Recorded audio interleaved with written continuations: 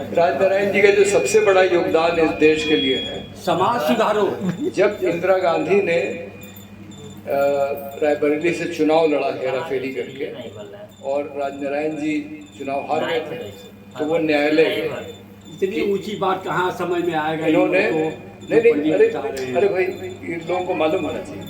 तो राजनारायण कुछ नहीं थे और इंदिरा गांधी के खिलाफ चुनाव लड़े। जैसा बता रहे हैं, उनके पास कोई पैसा नहीं और इंदिरा गांधी देश की प्रधानमंत्री। तो वो न्यायालय चले गए कि इंदिरा गांधी ने सरकारी मशीनरी का दुरुपयोग करके चुनाव हमें गाली देंगे कि हम गए बुढ़वा हमें पानी नहीं पिलाया। जवानों को हम तो पानी पिलाते, हमें पानी कहाँ पिलाएंगे? तो हम बस ये बता दें, तो न्यायालय का फैसला आया। जज साहब का नाम मेरे ख्याल से जगमोहन लाल सिन्हा, जगमोहन लाल सिन्हा था। बैठे साहब। जज ने कहा कि राजनारायण जो कह रहे हैं वो बात सही है। इंदिरा गांधी ने हेरा फेरी करके चुनाव जीता है, मतलब देश की प्रधानमंत्री। और जैसे ही फैसला आया, इंदिरा गांधी ने क्या किया? देश में आपातकाल लगा। उन्होंने कहा कि लोकतंत्र खत्म, अब कोई चुनाव नहीं होगा, अब हम प्रधानमंत्री हैं, हम प्रधानमंत्री रहेंगे। जैसे ये मोदी नहीं कहता, पावर का इस्तेमाल किया। तो फिर उसके बाद एक आंदोलन हुआ बड़ा, जिसका नाम है जेपी आंदोलन। जयप्रकाश नारायण जी पटना में रह रहे थे, बूढ़े हो गए थे, लगभग सेवानिवृत्ति की स्थिति में थे। राजनीति ने जिसे लड़की दिखाओ इनको शादी के लिए और शादी हो जाए इनसे, राजनीति वही है। दिखाएंगे इनको, शादी करने को बच्ची एक बच्चा है, इससे शादी हो जाएगी।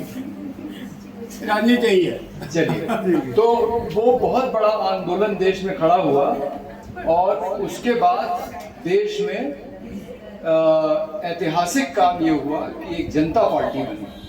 और जनता पार्टी में जयप्रकाश नारायण जी ने बनाया, सभी विपक्षी दलों को लेके, राजनारायण जी भी उसमें थे।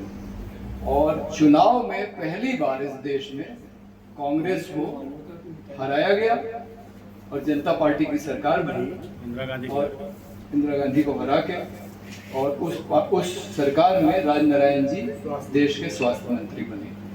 तो आप देख रहे हैं कि जमींदार परिवार से थे लेकिन समाजवादी थे, और जो कहानियां बता रहे हैं किस तरह से गरीबों की मदद करते थे। इनकी जब नौकरी लगाई तो इनके मालिक से बोला कि ये थोड़ा शैतान है, इस पे जरा नजर रखना। तो सीधे ऐसे नहीं कि सिफारिश किया कि नहीं हमारा भतीजा 300 रुपया महीना देना, बोले दोगे तो आवारा बन जाएगा। बोले कि ज्यादा पैसा इसको मत देना। मेरी बीवी और 2 बच्चे भी थे, 300 भी मेरा खर्चा चलेगा कि बेटा के दोनों चलेगा। वही का गुस्सा है। एक घटना है, उनके सगे लड़के मुहम्मदाबाद में स्वास्थ्य विभाग में होती थे। वो कभी भी उनकी बात ही नहीं सुनते थे, डरने उनसे मिलते ही नहीं थे। हमारे यहाँ मुहम्मदाबाद। देखिए, वो जो आप बात सुने हैं ना कि गांधी और भगत सिंह पैदा हो लेकिन अपने घर में नहीं, तो इन सब लोगों की पीड़ा वही है कि राजनारायण हमारे घर में। देखिए, आज भी बड़ा कि हम राजनारायण जी के घर में पैदा हुए, हम गर्व करते हैं। ये भगवान न करे किसी घर में राजनारायण पैदा हो।